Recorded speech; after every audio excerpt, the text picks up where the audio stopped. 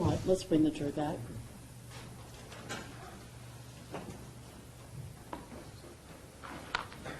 You ready? You on? Okay, Joe. Okay. Bring the jury in, please. It's all right for the jury, please.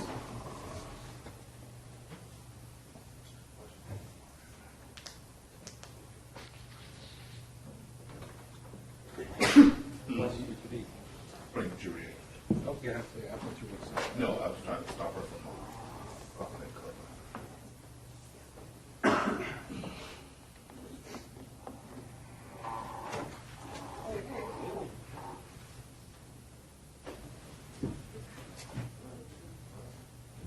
Still.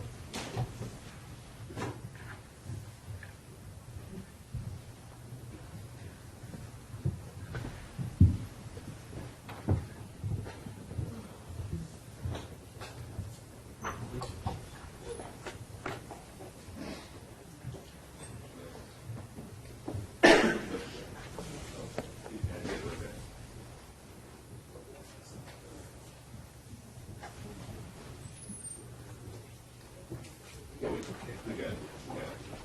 Please be seated. You can resume. Thank you, Your Honor. Okay. Ma'am, we talked about some of the things that were said in the interview room between you and the defendant.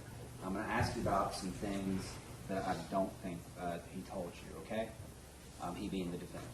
You're going to ask me about some things that you don't think he told me in the room? Correct. He didn't tell you that day that he'd been messaging women and things like that up until 1 a.m. on June 18th, did he? No. Okay. He didn't tell you he messaged another male at 12:51 a.m. about sexual topics, did he? No. I don't know about any of this, and I want to be very clear. Judge, I'm going to it's not Yes, I responsive. agree. I agree. Ma'am, did he ever tell you that you talked to him since then? Have you ever talked, when you were in that room, did he ever tell you that he'd gotten up at 5:43 a.m. around then or was awake at that point, messaging strangers? No. He destroyed my life. I didn't know about these things. And I'm sorry we have to ask you these questions, but you understand why we're having this, right? I mean, let me ask you this. You talked about your discussions and things like that with him and your problems on direct. You talked a lot about what you knew and what you didn't know. So unfortunately, I have to explore that to see what you did and didn't know, okay? So I'm sorry for having to ask you these questions, but I have to do it, okay? I know you said back in the summer of 2013, you saw some conversation with Hun or something like that. Another woman had said Hun. Right. Okay. On June 18th, did you know that a girl, 18-year-old girl that he had told he was in love with repeatedly, had cut communication off with him that morning? And he had said the morning before it made him sad. He tried to contact her one more time early that morning. No.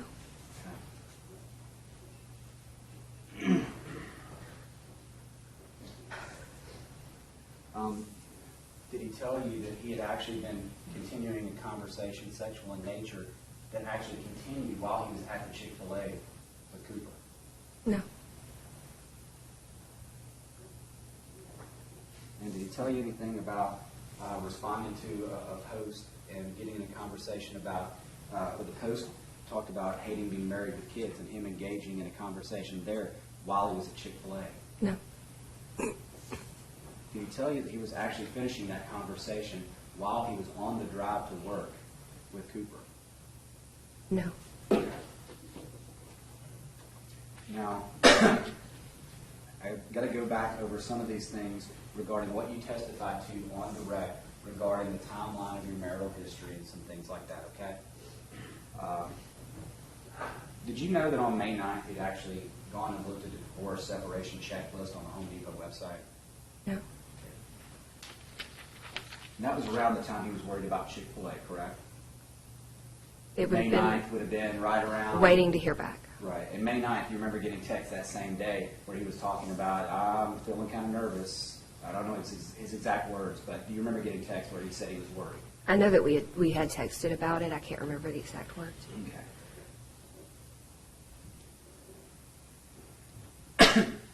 And that was actually the day before you guys had argued, or well, you had a disagreement about him going out and you not being able to go out.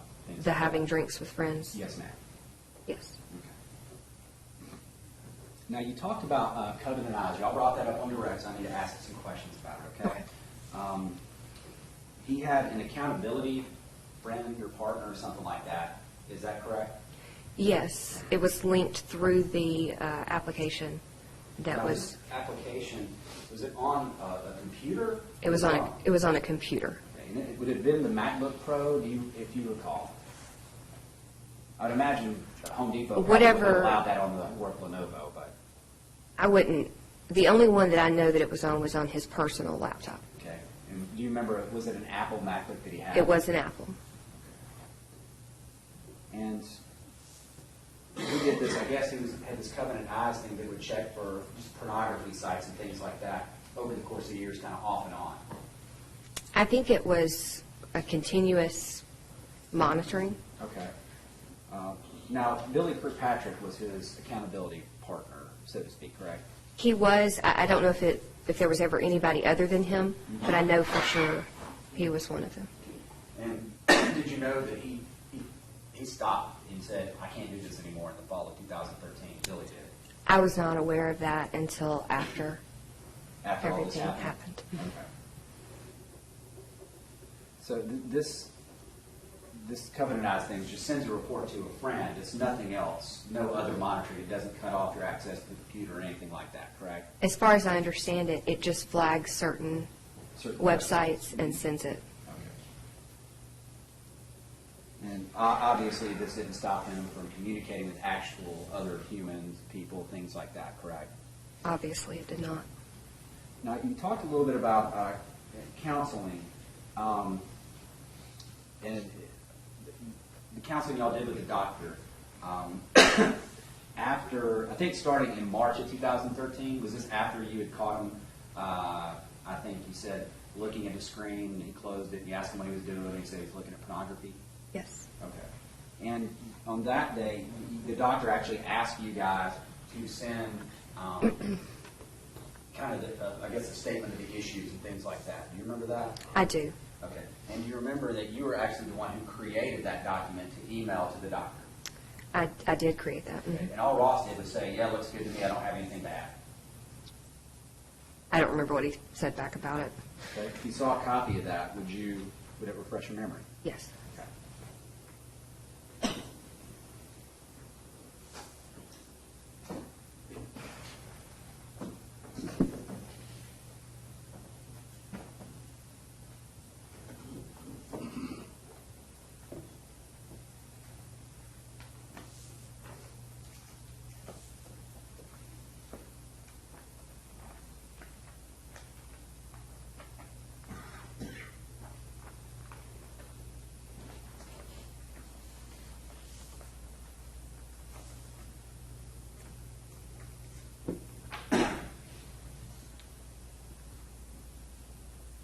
Chuck, can I take a look at that? You know, Yeah.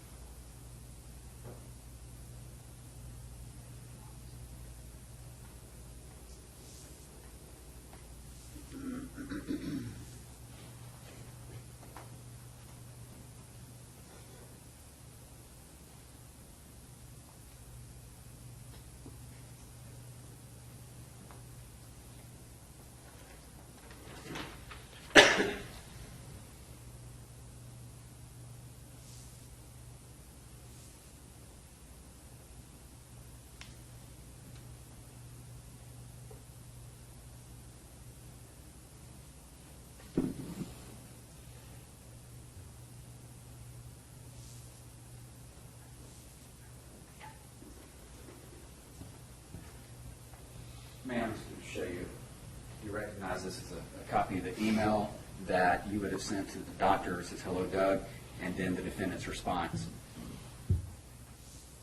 Oh, okay, I'm sorry. Sorry. Okay, yes. So you did a pretty long description of that in that email to the doctor, and his response to you after you forwarded it to him being the defendant, would be, "It sounds pretty good. I don't think I could add any more." Would that be, does that refresh your memory about how he responded? Well, yes, that's exactly how you responded. Okay.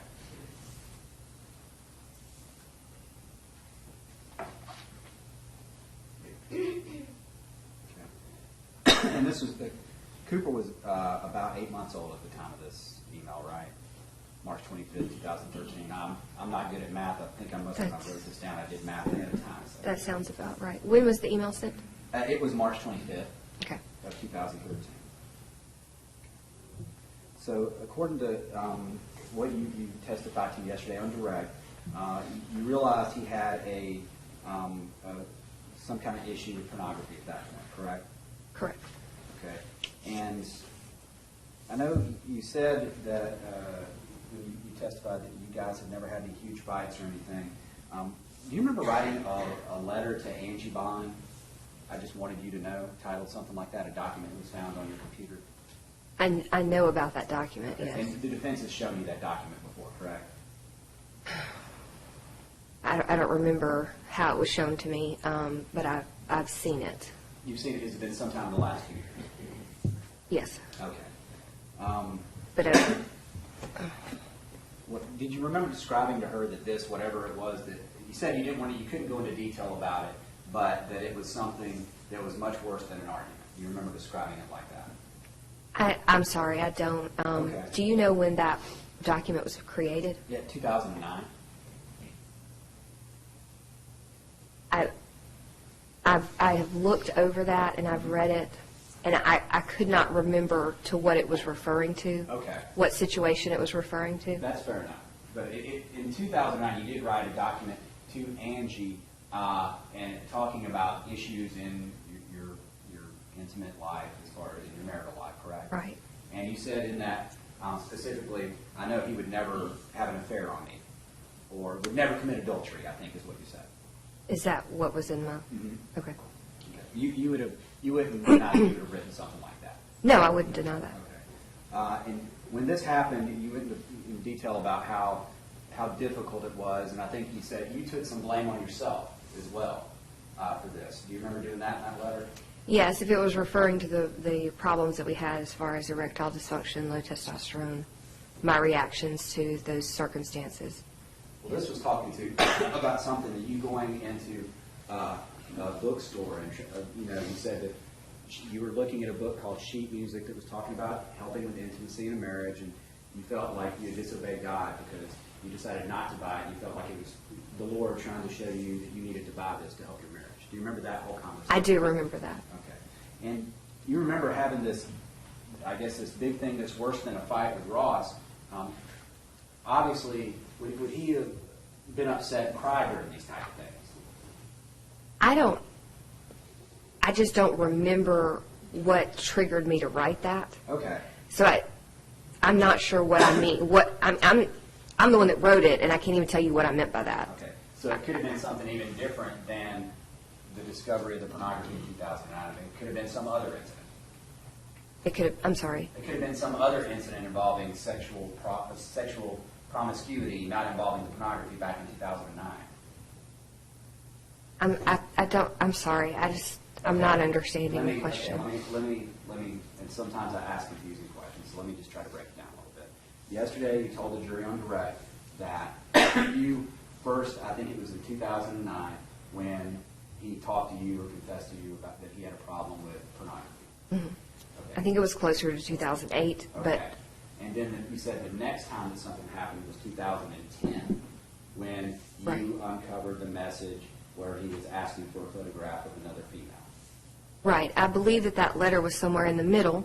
Okay, and that's what I'm asking, and- was there something else that happened you didn't tell us about or you forgot about in between the first conversation with the defendant and then the discovery of the messaging? There were no other what I would consider discoveries on my part Okay. than the four that I've told, Okay. or that I remember. this could have been directly related to the problems that we were having with the sexual dysfunction in our relationship. And the sexual dysfunction, I hate to have to talk about that, but y'all talked about it in direct that he thought he had ED or something like that, and then he took, I guess, medication, and it helped out. There was blood work done when it first started occurring. He went to the doctor. They did some blood work. They discovered that he had a low testosterone level. Right. They put him on medication. He did gel over a period of time.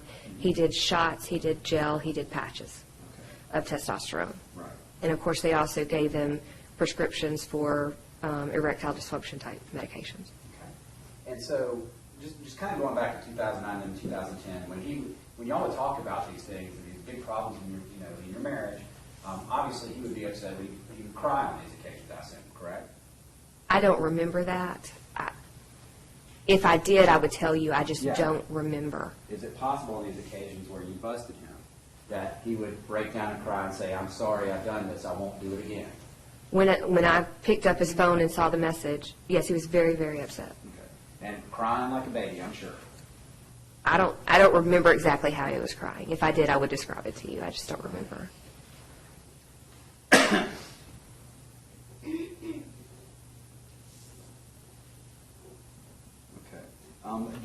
When you said in 2010 that you discovered this one message, you said you did not react well.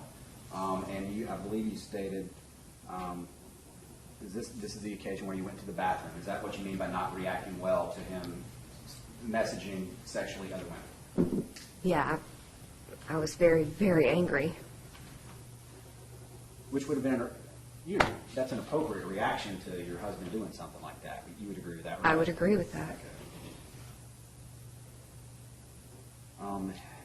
And then it was after this that y'all started using the covenant eyes and went to pastoral counseling. Yes.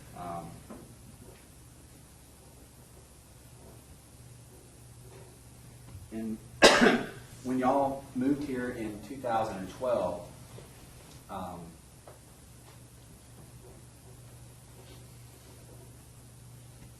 I believe that, were you guys having problems again? I can't remember what you testified about that. When you guys moved to Atlanta. We weren't having problems until I saw that was when I saw that he was watching something on his computer. I thought it was a movie. I asked him what it was, and his response was that it was pornography. Okay. And then it was, it's like, okay, this is still an issue. And so that's when I decided that we needed to have some kind of professional counseling. And then you stated it was sometime 2012, 2013, and then he shut down the computer, and his excuse to you was he was looking at pornography. Yes, that's what he told me. Okay. And you're not sure exactly what he was doing on that computer at the time, correct? All I know is what he told me. Okay. And so pornography could have actually been an excuse for something else. Would you agree with that? Could have been. Did he ever tell you, or were you aware he was actually Skyping with other women on video? No. Back then during this time? No. Before and after Cooper? No, I was not. Were you aware that he was sending emails back and forth to other women with videos of himself either playing guitar, doing sexual things, or things of that nature? Okay. So, also, were you aware he was using Craigslist during this time, both before Cooper, after, and up to that point, to try to, I guess, set up sexual meetings with men and women? No, I did not.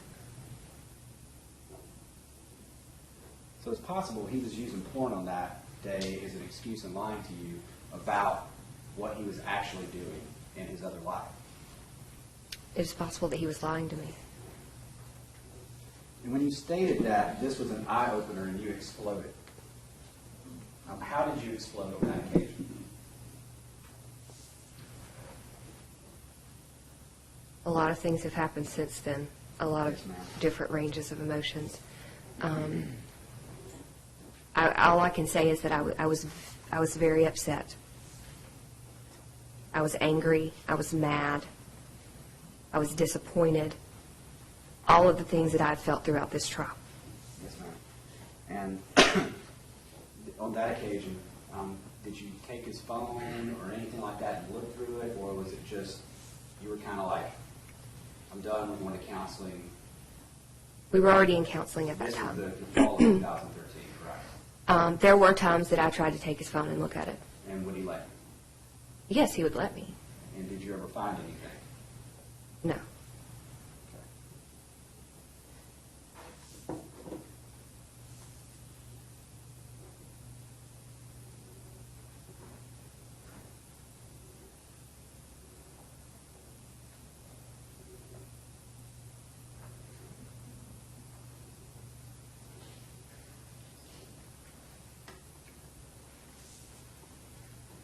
Basically,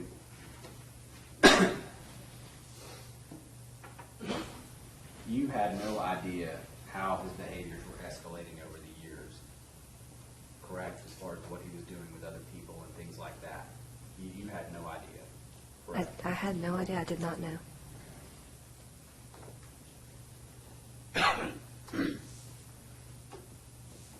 And you would agree that that was somebody completely different than the person you married. I would agree that that was a part of his personality that he did not share with me. I find him to be very trustworthy. You were asked quite a bit about when and why you filed for divorce. Do you have any idea when the last time you had any communication with your ex-husband is? It was either the very end of January or the very beginning of February this year. Okay. Where do you live now? I live in North Alabama, in Florence, Alabama. Do you mind telling everybody why you moved up there? I moved up there to be close to my new boyfriend. How do you feel about your ex-husband? He ruined my life. He destroyed my life. I'm humiliated. I may never trust anybody again the way that I did. If I never see him again after this day, that's fine. Strong lady. That's all I've got. Nothing further, Jeff. You're free to go.